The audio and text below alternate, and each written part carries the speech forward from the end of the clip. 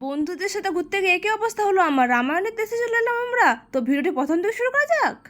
তো প্রথমে সবাইকে জানাই শুভ শারদিয়া। আজকে ছিল মহাসপ্তমী। আজকে রাত্রিবেলাতে আমরা গিয়েছিলাম আমার ছোটবেলা বন্ধুদের সাথে ঘুরতে। কালকে যেহেতু আমি একটি গ্রাউন্ড পরেছিলাম, তাই আজকে আমি একটি চুড়িদার পরলাম, মানে 3 পিস টাইপের আর কি। তো আমি একটু টিকটকারদের মতো এক চটকি বেড়ে রেডি হয়ে গেলাম, একটু ট্রাই করেছিলাম হওয়ার। কেমন হয়েছে তোমরা অবশ্যই কমেন্টে জানাবে আমাকে। তো এটি ছিল আমার ফাইনাল লুক। আমি এই 3 পিসটির সাথে একটি সাদা রঙের ব্যাগও নিয়ে নিয়েছিলাম। এই ব্যাগটির সাথে আমাকে কেমন লাগছে, আমার এই লুকটি কেমন লাগছে অবশ্যই আমাকে কমেন্টে জানাবে।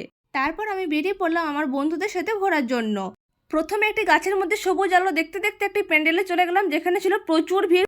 তারপর ওখান থেকে বেরিয়ে আমরা চলে গেলাম নীলের দেশে। আরে না না, নীলের দেশ বলতে এখানে আমি বলছি সব লাইট ছিল নীল রঙের আর কি। তো এই ছিল এই প্যান্ডেলটি। তোমরা দেখে নাও কেমন লাগছে, আর যারা যারা এই প্যান্ডেলটি দেখেছো অবশ্যই তোমরা কমেন্টে জানাবে। তারপর ভিতরে ঢোকার পর দিলাম আমি পুরো নীল নীল হয়ে গেছি, চারিদিক নীল নীল আছে। তো ওখানে ছিল প্রচুর ভিড়, প্রচুর মানুষজন ছিল ওখানে।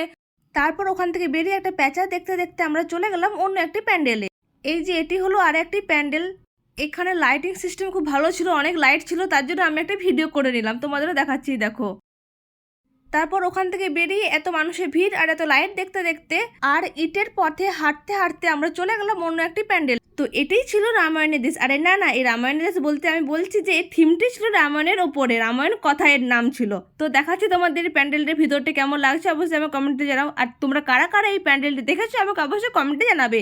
তো রামায়ণ হিসেবে হচ্ছে তো হনুমান থাকবে, তাকে হতে পারে কখনো, তো হনুমানও ছিল এটার মধ্যে। অনেকক্ষণ থেকে হাঁটাহাঁটি করার পর এতগুলি ঠাকুর দেখার পর আমার প্রচুরই গরম লাগতে আরম্ভ করে দিয়েছিল, তাই আমি একটি পাখা ছিল তার সামনে বসে পড়লাম একটু পাখা খাওয়ার জন্য।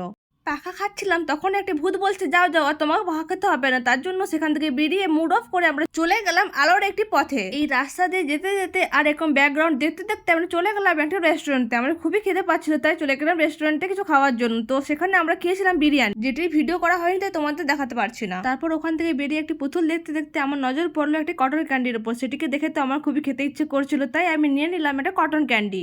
তো কটন ক্যান্ডি খেতে খেতে প্রায় রাত 10টার দিকে আমরা চলে গেলাম বাড়ি। আজকে ছিল প্রচুর গরম। তো ভিডিওটি কেমন লাগলো অবশ্যই আমাকে কমেন্টে জানাবে। তো দেখা হচ্ছে তোমাদের সঙ্গে পরে কোনো ব্লগে। Tata bye.